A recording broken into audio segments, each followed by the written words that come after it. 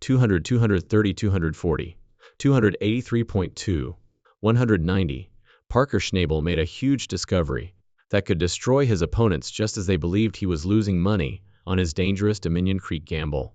He discovered an abandoned Trommel, a rusty monster from another era that was supposedly still filled with gold. Nobody anticipated the truth about a finding that is allegedly making the Klondike a battlefield, because it poses such a danger to his rivals. A risk of $15 million stat needed to pay off. The challenge is to even begin to comprehend the utterly staggering scope of what Parker Schnabel has just discovered. You must comprehend the enormous, nearly reckless risk he made. We are discussing more than just another mining claim. Parker invested an incredible $15 million in Dominion Creek, a vast stretch of land. Why such an all-in, high-stakes wager? He is motivated by a straightforward yet potent ideology, which he frequently quotes from hockey great Wayne Gretzky. If you don't take a shot, you miss 100% of them. Parker was also taking the biggest, boldest risk of his career with Dominion Creek. For me, the fight is just getting started. You also need me to prevail in the conflict. I have to be your staunchest ally in this situation. You'll enjoy yourself here, I believe. I believe you'll succeed. An almost unimaginable 5,000 ounces of gold in one cruel season was his declared objective. Although it may seem unbelievable, this ambitious, nearly unthinkable objective is rife with horrifying challenges and vicious traps that could totally ruin his plans and possibly bankrupt his entire multi-million-dollar enterprise. Every exhausting day at the Dominion Creek mining site presents a fresh, heartbreaking set of difficulties. The crew, a group of devoted, tough, and frequently worn-out miners, deals with heartbreaking issues with equipment failures on a regular basis. These aren't small adjustments. We are discussing enormous, intricate devices that are always being strained to their mechanical limits. They contend with unforeseen, unforgiving rock formations and frozen ground that can break costly machinery and halt advancement with a grinding, money-guzzling standstill. They also have to deal with the discouraging and erratic nature of fluctuating gold findings, where a week of finding nearly nothing can follow a promising day of good color in the salad box. Even the most seasoned miner might be crushed by this encounter. There are incredibly high financial dangers. Huge, disastrous financial losses result whenever the enormous machinery stops working, or whenever a wash plant, such as his new giant Roxen, becomes silent, even for a few frantic minutes. The team must work under this intense, nearly intolerable strain, since they are aware that every second of wasted mining time equates to thousands of dollars in lost potential income, funds that they urgently require in order to even start repaying that enormous $15 million investment. I mean, when I asked him if he would sell it, he had that gleam in his eye like he probably could. They constantly and relentlessly race against the clock, the weather, and their own physical and mental exhaustion to maximize their gold output and preserve the hope of a legendary season. They do this by using their hard-earned skills, inventiveness, and quick decision-making to keep the equipment operating smoothly. What's actually happening behind the scenes is a never-ending, high-stakes struggle for survival, where each day has the potential to make or break them forever. The pressure was increasing. The machinery was under stress. Then everything would change when a chance contact with a piece of rusty trash occurred in a remote area of forest.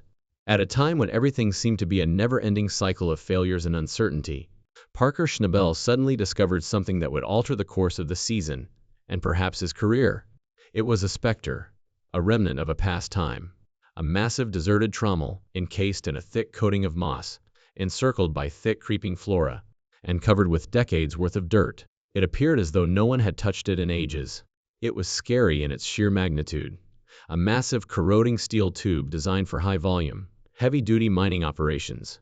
You know, this trommel was a beast in contrast to the contemporary, frequently sophisticated wash plants of today. A straightforward yet potent device designed for volume and strength, rather than exquisite dexterity. This beast would have been churning through tons and tons of material per day in its peak. Its enormous revolving drum separates the valuable gold particles and nuggets from the dirt and pebbles. Let's get started. 50 are present. 100, 140, 210, 220, 280, 290, 300, and 310.45 are all present. 5, 4. Big red indeed. The weird part comes next. For decades, the secret had been resting here in the open. Such a machine would have been notoriously ineffective at capturing precious gold because of the antiquated methods of its day. Many of the smaller, very microscopic gold particles would have actually been washed away with the tailings, slipping right through the crevices. It turned out that decades of neglect had left a possible treasure trove concealed in the machine itself and the unspoiled dirt mounds surrounding it, rather than in the ground. Parker's aptitude for hidden treasure was sharply heightened by his curiosity. The old-timers in the Klondike have been hearing stories about this particular forgotten spot for years, but no one talks about it. According to local rumors, almost like ghost stories, the enormous Trommel was a part of a much bigger, once thriving business that was abruptly and mysteriously shut down when the miners encountered an impossibly frozen stretch of ground, ran out of money, or encountered some other unanticipated fatal obstacle. According to the folklore, gold-rich earth was found in the unspoiled sediment mounds close to the machine. Pert was so wealthy that leaving it behind was practically illegal. However, nobody has ever ventured to verify it. The machine is too large to transfer or run, and the location is too far away. The slight gleam of something shiny, something yellow, halted Parker in his tracks as he scraped aside decades of grime and took his first tentative look inside the enormous drum. Everything is altered by this. Unquestionably, it was evident right away that this was no typical empty relic. This was a jackpot waiting to happen, a potential gold rush. It was more than a few lost gold flakes that Parker had found inside that corroded trauma. It was a hint, a revealing tidbit of something much more significant, something that might fundamentally alter the course of this abandoned mine's history, and, possibly, the operation's whole destiny. It would be an epic battle to bring that multi-ton rust-welded beast back from the dead. But discovering a big machine full of gold is one thing. The resurrection is a titanic struggle against corrosion, rust, and time. It was no easy undertaking to restore that abandoned trauma.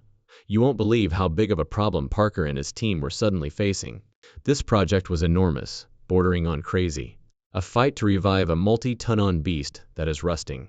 Finding a way to even get the enormous equipment to a place where it could be properly worked on was the first and most difficult task. Then followed the enormous undertaking of restoring it from the ground up, from massive gears and worn-out screens to the primary steel drum itself, which was rusty and damaged.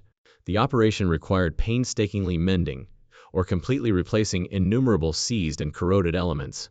This technique was a cruel test of patience, competence, and unadulterated knowledge at every stage.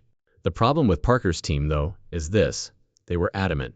The huge amount of gold that could be locked up in that machine and the surrounding earth, as well as the possible payoff, made them certain, almost obsessive, that the tremendous effort was well worth it. Not supposed to be here. The main is where it should be. There may very well be a problem with Lucifer. Something is wrong if you have a lot of gold in one wing but not the other. As the team worked, they discovered an unexplored enormous sediment mound next to the trauma. As if it couldn't get much stranger, the initial miners had dug up this pay soil, but were never given the opportunity to run. The results of the first desperate tests conducted on this dirt were simply astounding. Compared to Parker's typical mining operations at Dominion Creek, the concentration of gold and the sheer quantity of flakes in each pan were far higher. It wasn't merely encouraging. It was a game-changer with certification. It was more than simply dirt. The prize was a jackpot. A hill disguised as a treasure chest. Parker skillfully blended traditional mining techniques with state-of-the-art technology to set up a temporary processing plant on the property and guarantee that not a single valuable gold particle was overlooked. Given the risks, Parker said, there's a lot of pressure on revenue right now. We haven't had that kind of pressure in a long time, but we have a chance now that we have two plants operating. The outcomes exceeded everyone's expectations. Day after exhausting day, the amount of recovered gold rapidly and stunningly increased into the millions of dollars. As it happens, there was more to the tale. With some historical detective work, Parker's team dug into the trauma's background and found ancient, lost documents that suggested there were additional abandoned locations linked to this exact machine. The trauma seemed to have been a component of a larger network of actions. They might all be concealing comparable lost fortunes. These ancient dusty logs provided a treasure map to even more undiscovered wealth by describing regions with exceptionally high amounts of gold. All of a sudden, it made clear. There was more to Parker's discovery than the gold in this particular location. It served as a starting point and a key to a much bigger, possibly much more profitable treasure search throughout the Klondike. The process of restoring the trauma itself turned into a historical expedition. From the damaged panels that spoke of a hard existence to the corroded gears, every part of the machine had a story to tell. Since even a minor mistake or a shoddy weld may endanger the entire multi-million-dollar operation, experts were brought in to make sure every repair was completed with the utmost precision. The Trommel was a stunning fusion of old world, rough workmanship and contemporary, high-tech engineering. By the time it roared back to life, a deep, thunderous sound reverberating across the valley, for the first time in decades. It was absolutely amazing to watch it in action. Gold nuggets and small particles were easily separated out of the earth, with an almost ravenous efficiency that its original builders could only have imagined. It was more than simply a huge financial victory for Parker and his group. By exploring the Trommel's past, they discovered the tales of the miners who had worked there for many years. These were individuals pursuing their goals in a cruel and merciless setting, motivated by the same passion and gold fever. The project gained significant complexity from reassembling their lost story, elevating it above a simple gold rush. It had a strong, meaningful link to the past, a moving reminder of the extraordinary diligence and unwavering will that characterized their predecessors. The discovery of millions of dollars worth of gold was shocking. The true treasure, however, was a secret that had the power to completely alter the Klondike Gold Rush as we know it. This is the really crazy part. Beyond the gold that was discovered there is more to the story. Inside a rusty, abandoned toolbox that was soldered to the Trommel's frame during the restoration process, Parker's team discovered something far more valuable than the gold itself: rudimentary hand-drawn maps and ancient miner logbooks. These weren't merely logs of their everyday activities. They served as a thorough record of their prospecting, achievements, setbacks, and most importantly, their intentions for the future. The fact that the previous operators hadn't gone bankrupt or been driven out by bad luck was a surprise to everyone. They had identified a number of additional, even more lucrative gold deposits up and down the creek after methodically prospecting a vast region. In order to finance a far larger, more ambitious operation at these other targeted sites, they had been storing pay dirt from this initial spot and processing it with the trauma. Suddenly, however, they simply disappeared. Suddenly, the record stopped. There was no final entry, no explanation. They left behind a fortune in processed gold and a clear path to an even greater one, as though they had packed up and departed in the middle of the night. The reason they left is what really raises a lot of doubts. Did they experience a period of high income that drew unwarranted attention? Were they chased away by competitors? Did they encounter another, more enigmatic fate in the harsh wilderness? There were no hints in the logbooks, but there was a treasure map.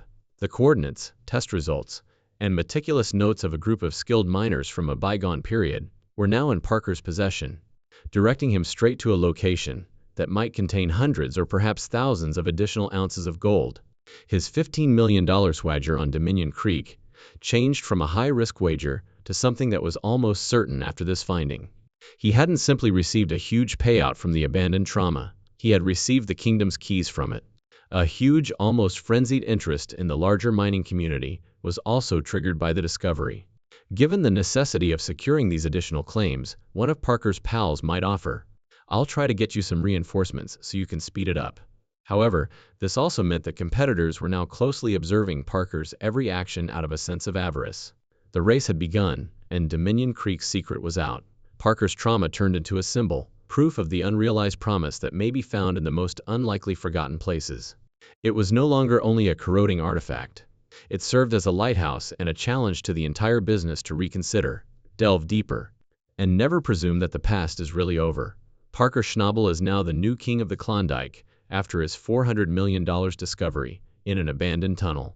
However, there is a legendary risk associated with this treasure. Has he made his empire secure? Tell us in the comments section. Smash the likes and subscribes for